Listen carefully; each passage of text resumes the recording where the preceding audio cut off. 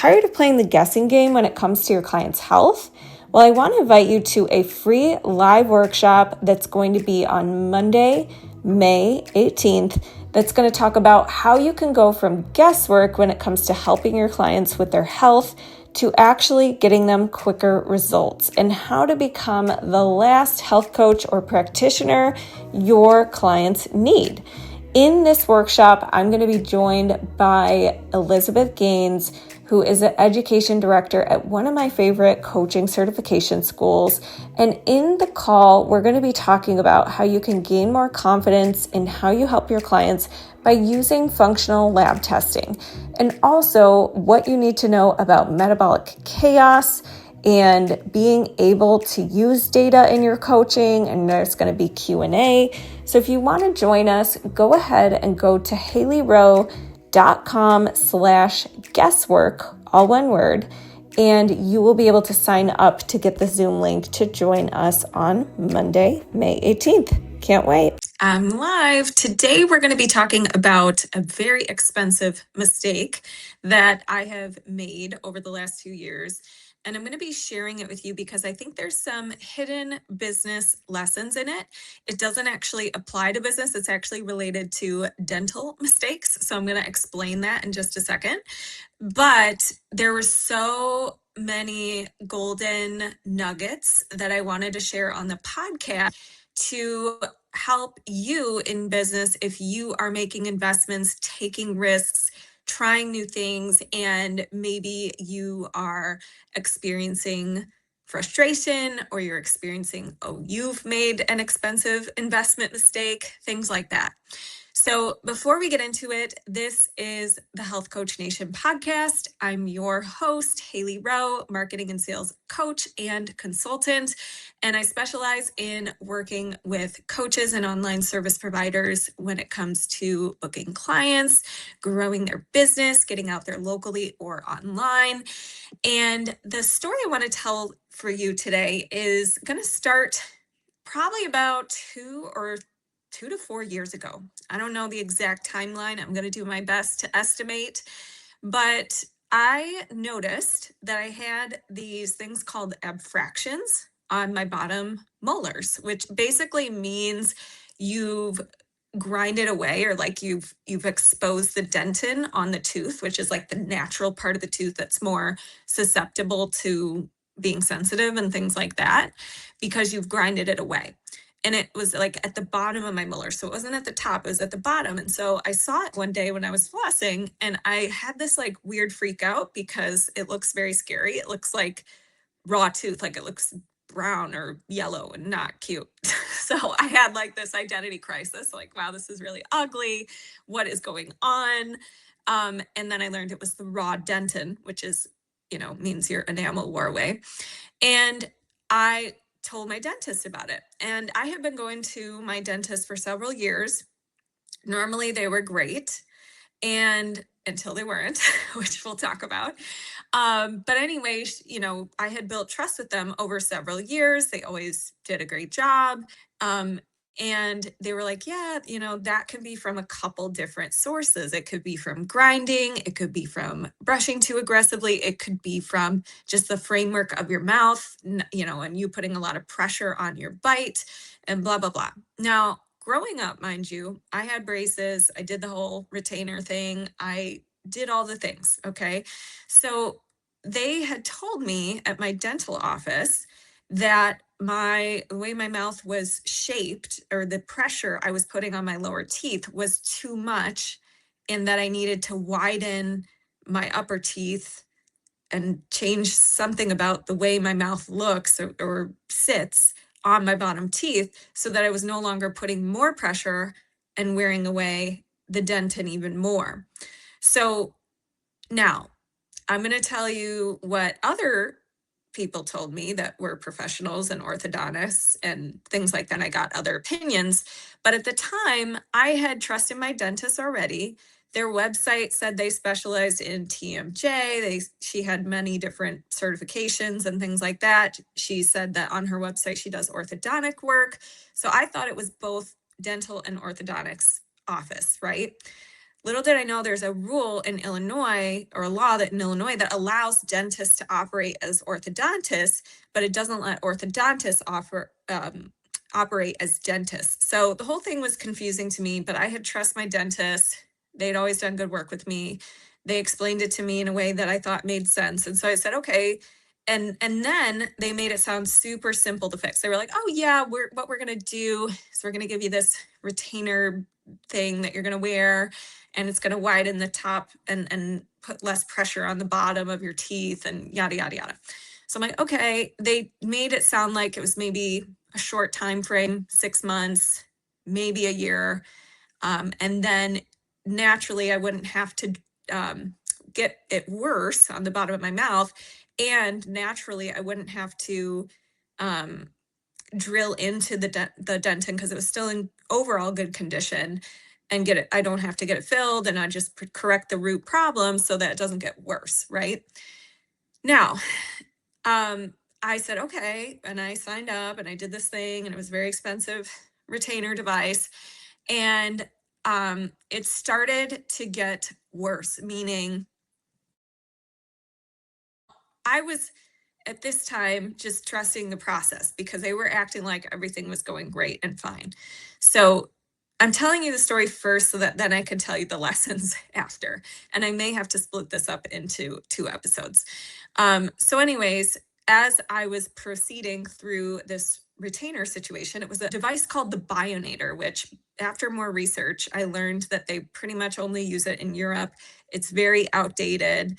It is usually only effective in children. I'm an adult. Okay. So there's a lot of things wrong with this picture. But at the time, I was like, all right, whatever. I'm, outsourcing it to the expert. And I was noticing I was getting gaps in my teeth, and I was noticing my bite was feeling really weird. Like I could not bite together without like shaking. Like it was so uncomfortable. And I was like, is this normal? Like, and also I developed like a speech impediment, which I had never had in my entire life. And I was just, my gut feeling kept getting like, this seems very strange. But they were like, no, this is how it progresses. And then it moves all back together. But then the story started to get more elaborate of what they were telling me. So originally it was this short timeline. We're going to get this done, yada, yada. Then it started to turn into, oh no, now it's going to take 2 years or more. And after all of this, we're going to have to now get you an Invisalign because your teeth have moved. And so it's becoming this elaborate process. Okay. And meanwhile, in this process, I get engaged. And that was about, I was pretty well into this journey, right? So I'd already moved a lot of my teeth and they were pretty messed up at that point. But I kept being told, no, this is the timeline. This is going the way it has to move weirdly before it can move back together, blah, blah, blah. Like just strange information. Okay. So I'm starting to get a little doubtful. And now I have a timeline because now I'm like, okay, I'm getting married. I can't have this weird situation going on. So now I'm getting more and more concerned. And I finally, which is way too late, get other opinions from other orthodontists, professionals. I also ended up seeing some periodontists too because I have gum recession anyways, and I needed to do that. But a lot of them recommended some good orthodontists to me and things like that. After talking to probably 7 professionals, there was also a myofunctional therapist in there because after all of this work done I had on my teeth, I had to start doing tongue therapy because my tongue thrust got worse and the speech thing got worse. And so now, on top of the payments I was paying the dentist to do this process that was making everything worse, I had to now also pay this therapist, which is not covered by my insurance. I don't even have dental insurance because I'm self-employed. But point is, had to start doing that too. And every professional, and by the way, the myofunctional person was referred to me by the dentist. And even the myofunctional therapist said, oh yeah, I've had people come from that dentist office and they always, it's not good. Like it seems like they're doing something strange over there. 7 people told me pretty much that were professionals. This is a terrible plan. I don't know why they were doing this. You've done some severe damage. And they threw in, oh, you might need to also get jaw surgery, which is like $40K. Okay, thankfully, knock on wood, we're beyond that. But at the time, I was freaking out, right? So this is probably last summer. I'm freaking out hearing all of this. And now I'm getting new proposal plans from all these new orthodontists. And they're saying it's going to take 2 years to fix the 2 years of what I damaged, right?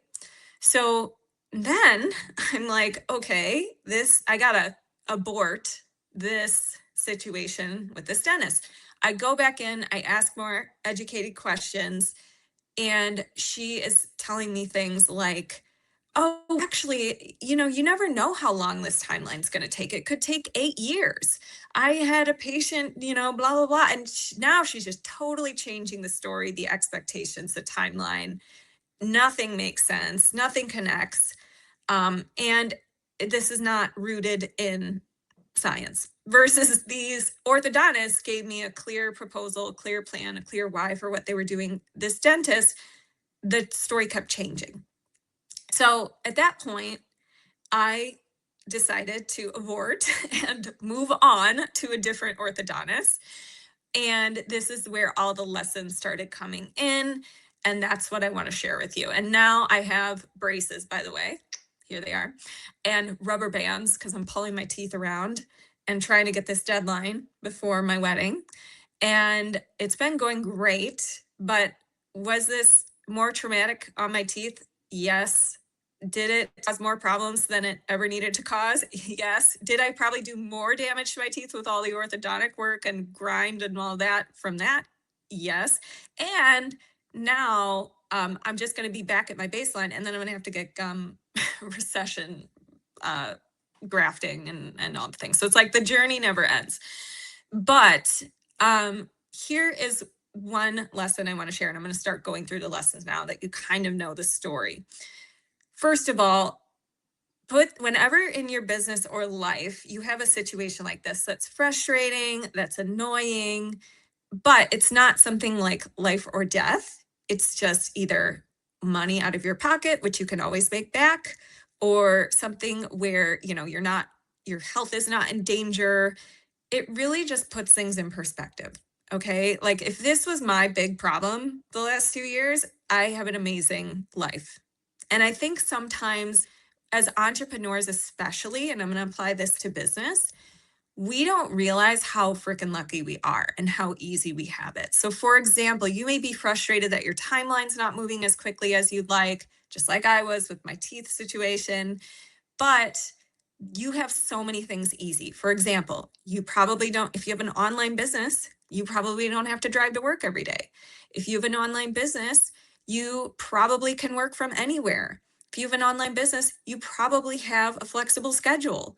These are all things that we need to put in perspective. You have it really good.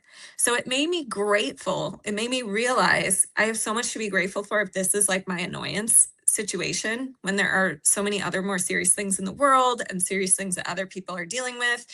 And it's not to say that you should discredit pain in your life or act like it's not there, but it is to say, always look for the bright side, always look for the silver lining, and always look at how much smarter you're going to come out after taking a risk and learning a big lesson from it. Now, I will never do any dental or medical or anything really without getting more than one opinion from a professional and getting different perspectives and poking holes in their plan and saying, if this happens, then what? If this happens, then what?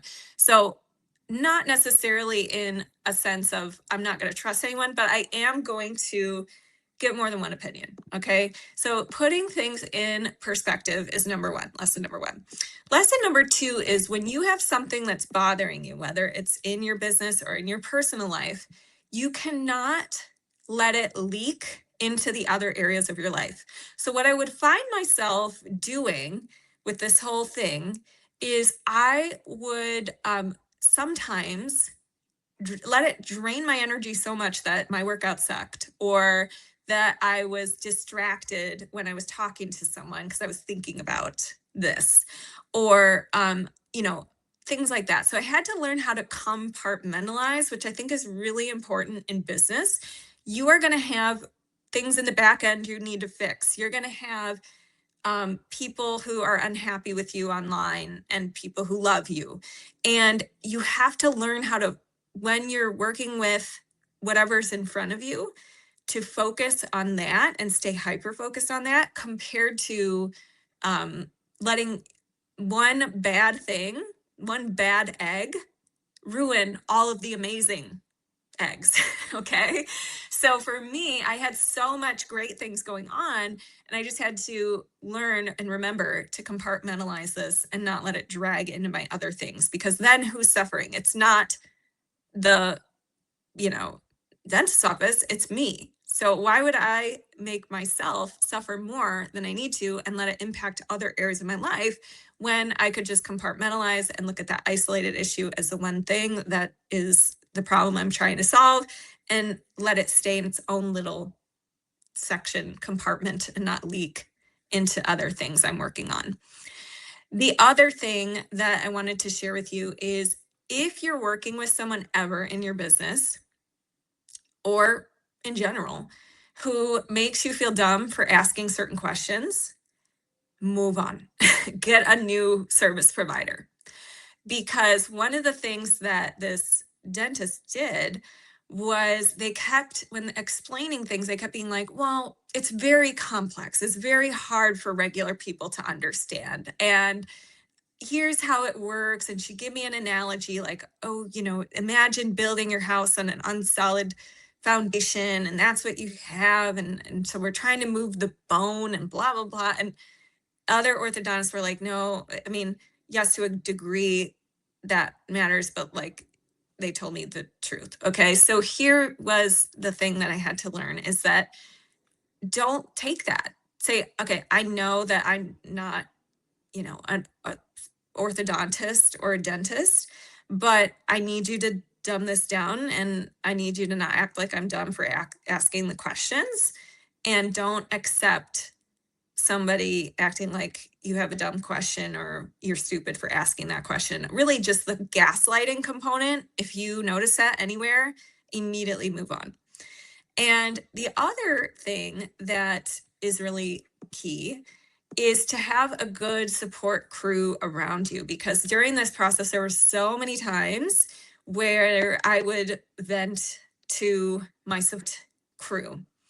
And I think it's really important in business and in personal life to have ways to channel your energy in an effective way, instead of letting things sit and holding so much pressure, holding so much stress inside. I think it's very important to express it, or get it out of your body, or go move, or go talk to someone, or whatever it may be.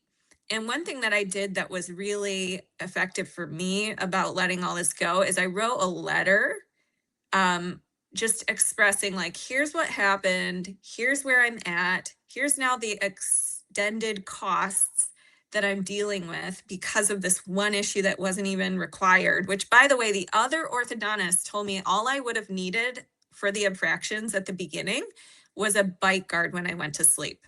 That was it. I would need a $20 bite guard or $100 bite guard. I don't even know how much they are, but that would have been the only thing I needed. And instead we went down this very expensive rabbit hole, and the whole thing altogether of, getting this retainer bionator thing and doing the appointments, and then getting it all fixed with braces. And then with the braces, I had to get something called TADs, which are screws in your mouth, which are extremely terrifying. And they try to pull up your molars, and they kept falling out. So I didn't end up even getting to use them. I had to get them. I kept trying, the little engine that could. I kept getting them back put into my mouth, but then they would fall out. So that didn't end up working, but it was going to accelerate the timeline way faster. And it did. I got maybe 2 weeks wear out of it. I was supposed to get several months wear out of it, but I paid for that too. And that didn't work out, and it kept falling out. I wasn't a good candidate, apparently. And so with all of that, this is probably a whole process. It was $27K, maybe more, but that's a rough estimate that I did when I looked back at all the expenses. So that's pretty painful mistake, right? Not crazy, meaning you can recover from that, but it is something where you are not happy that that happened, right? So I had this, you know, letter where I said, here's what happened, here's what I'm dealing with, here's what the 7 other opinions that I got said, and I requested a refund. I didn't get it, but requested it. And I felt so much better though after writing that, because it was like closure for me. It was like, okay, here is what is going on. And I don't want to express that I was not responsible for this, because I don't want you to listen to this and think, oh, if something bad happens to you, you should blame it on the other person and you should ask for a refund and blah, blah, blah. I do not think that at all. I do think you should advocate for your own care. I think you should speak up to get the support you need. I think that you should take full responsibility for everything that happens to you. So for me, I qualify this as a very valuable lesson. I don't blame them. I don't like that. I believe my conception is that they saw an opportunity and took advantage of me, but I'm not going to play the victim. I'm going to take responsibility. I'm going to fix the problem, and I'm going to learn from this and extract as much value from it as I possibly can. So writing that letter allowed me to, number one, have closure, but then what I was able to do after all of this is extract so many lessons and things I wanted to share. And the other thing that I wanted to share is, when you have something going on in your life and you're a coach, okay, or you're a content creator of some kind and you are sharing value online and stories online, turn it into very helpful content, turn it into an opportunity. And the key thing with that, though, is to not talk about it when it's, as Brene Brown says, don't talk about it until it's a scar, not an open wound. Okay. So I am making this video now, almost being done with my braces and having time to recover from this and process it and pull the lessons out of it and make peace with it. But I wasn't going to document this in the middle of it when it was an open scar and I was or open scab, and I was super vulnerable about it and super embarrassed about it and feeling shame and all of the things. I think with everything that's going on in your life, you can really use this for teaching moments for your clients. Turn it into something you can use as content. The other lesson that I learned from this was the power of resourcefulness. I don't know why I wasn't being more resourceful upfront. It was probably because the trust had already been built and I trusted this person. But now going forward, I realized I could have been so much more resourceful to get the information I needed. I used ChatGPT a couple times to ask some detailed questions about the device that I got. Now, I know those kinds of things can be very wrong. But then I got other professional opinions. I booked all the appointments. I made the time for this. So I think it's really important, if something's important to you and you want to solve something and you want to figure something out, ask, how can I be more resourceful? What do I have available to me? Who can I ask? And really go into empowerment mode instead of like the catastrophizing, which is what our brains like to do. Our brains like to just sit in the problem and poor me, and this is so annoying. And in business, especially, we need to always be in solutions mode and resourcefulness mode.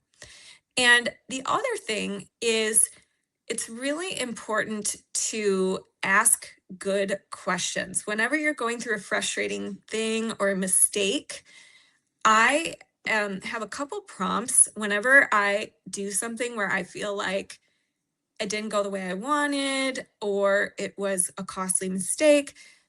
There are questions that I use to get return on investment from that, no matter what. And so there are questions like, how can I turn this mistake into one of the most profitable things I've ever done, or one of the most profitable lessons I've ever learned?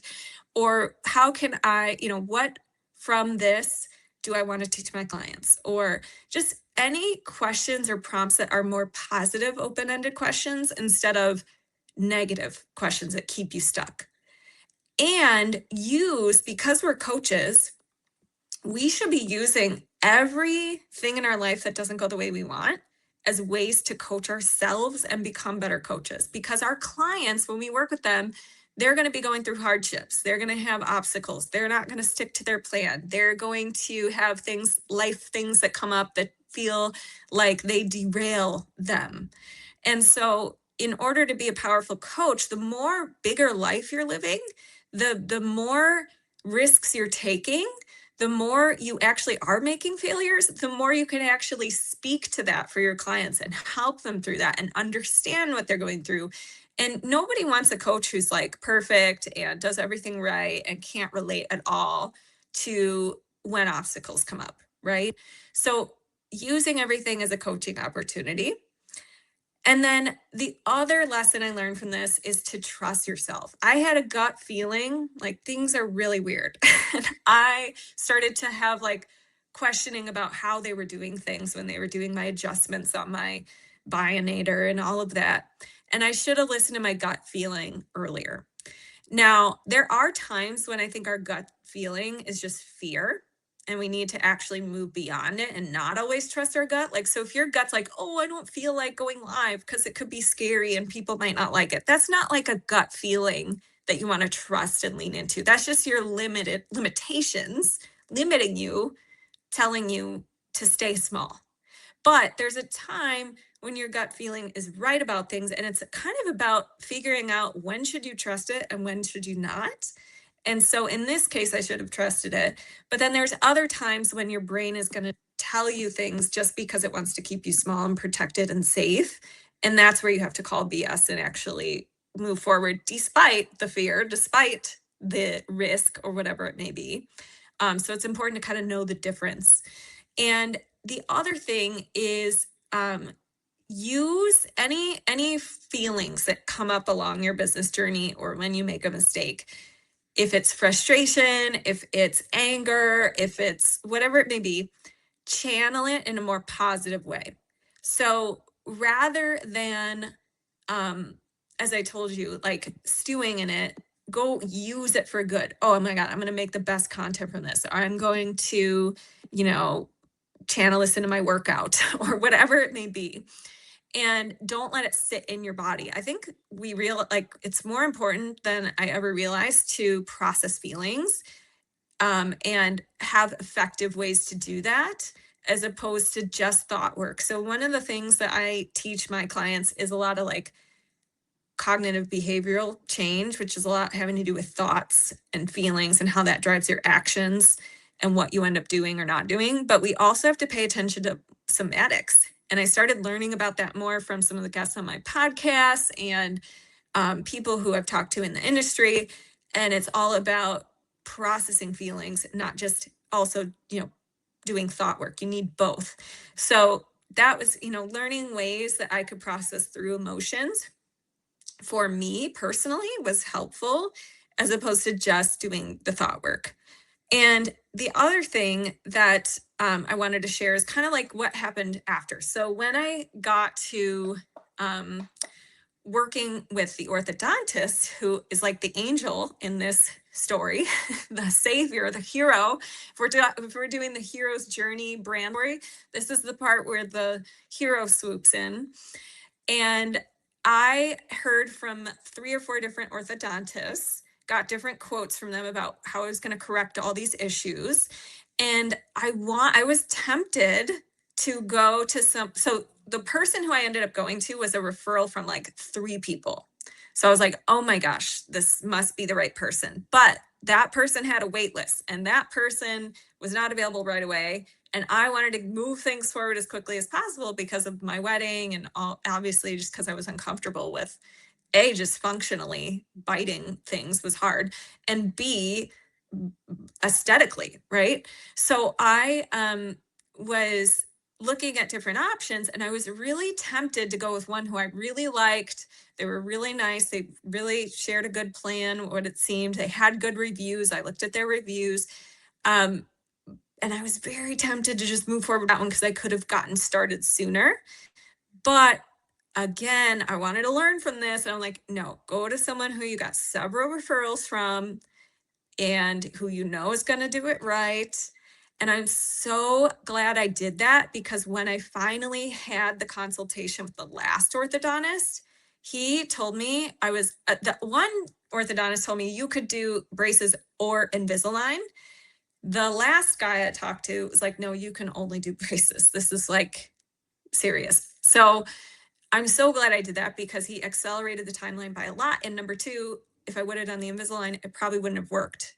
It probably wouldn't have done exactly what we needed it to do. So glad I waited. Patience for the right service provider is important. That was a lesson that I learned. And I also learned from this orthodontist just how well he runs his business. So he pays attention to the little details, every little detail. When I went in for my first appointment, my name was on a board, like, welcome to our new people. They give you like a whole little kit after you get your braces. They let me plan everything ahead. He included clear braces. He felt bad for me, so he gave me up level instead of metal braces. He gave me clear braces on the bottom as like an up level that he didn't charge me for, like exceptional customer service. I got the clear on the top, but he added in the bottom because originally most people weren't going to see it, but he did it anyways. And he advised me how to reach out to my old dentist to highlight what went wrong, what suggested how I ask for the refund, all of that, even though they didn't do that, but whatever. So the whole journey, he was like the savior. And he really, like, his team, his staff, incredibly nice, the environment, just exceptional customer service.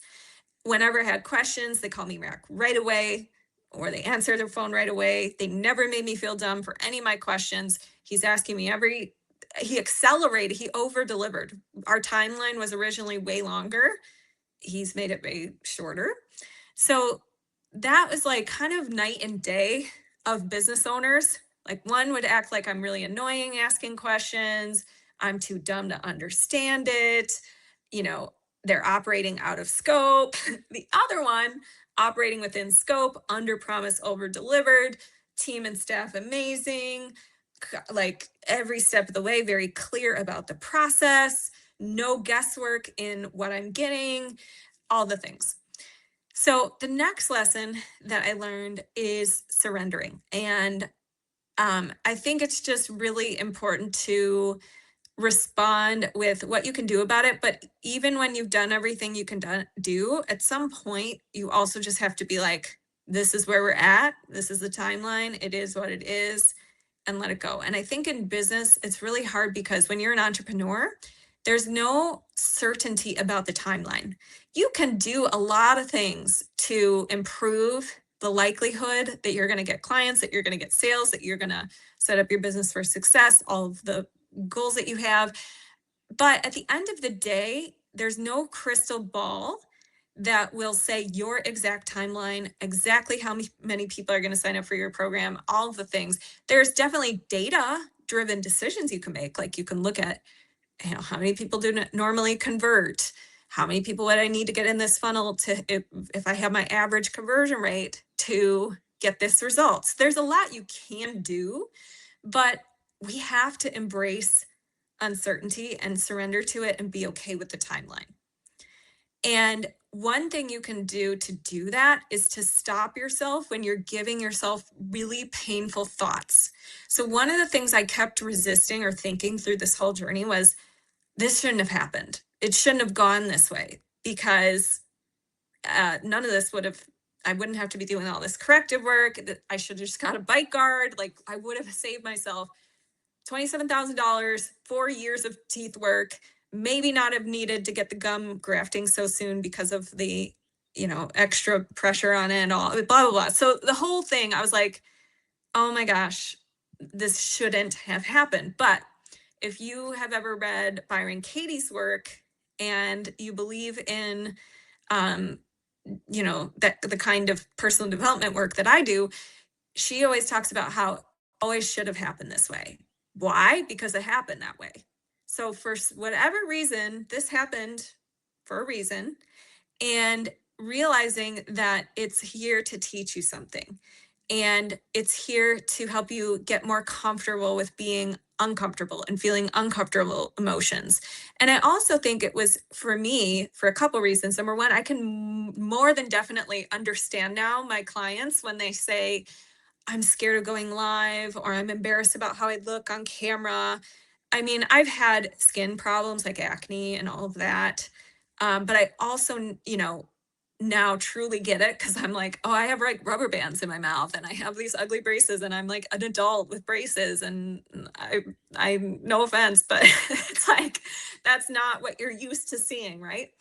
So I get that. And now I can connect with them on a deeper level on that. And the other thing is, I've developed a lot more discipline and better habits with certain things because there were times where I had to really figure out new ways of like living and be flexible. So it taught me new ways to like be flexible on the fly. So for example, when I get these screws in my mouth, I wasn't able to eat normal things for like weeks and I had to learn, and also my bite was off, so it just all was really weird. Chewing was weird. And so I had to learn how to still include, like you had to learn new things like, oh, how do I still get vegetables and fiber and protein in when I can't chew anything? Or and so I just like learned new ways of doing things. And I think it's good to get yourself in situations where you are forced to have to figure something out on the fly or find a new way to do something or open up to new, possibilities, things like that. Now, not saying go purposely make a mistake and whatever, but I am saying try to look for things in your life, things where you're like, oh, that's not possible, or you limit yourself and be like, what if it was? How would I find a workaround for this? How could I be flexible with this? And the other thing is, oh, never mind. That's a repeat. So I already mentioned that. So anyways, this is my first, I have more on the topic, but I think I'm going to stop here. There may or may not be a part 2 if I can find my other journal things that I wrote down, but these were the ones I had on my phone. And if you have something that you've turned into a victory that most people would see and originally think is a mistake or something you did wrong, I would love to know it. Feel free to share in the comments if you're watching live, or feel free to DM me on Instagram at Hailey_Rowe. And if you want more mindset support in addition to the strategy support, one of the things that I have is my free Overwhelm cheat sheet and class. And I believe I'll have to put the link in the show notes because I don't know it off the top of my head. But if you go to HaileyRowe.com, you should be able to find it in one of the podcast show notes. And if you want it, you can always just reach out to me. So thank you for checking it out, this video, and I will talk to you guys soon.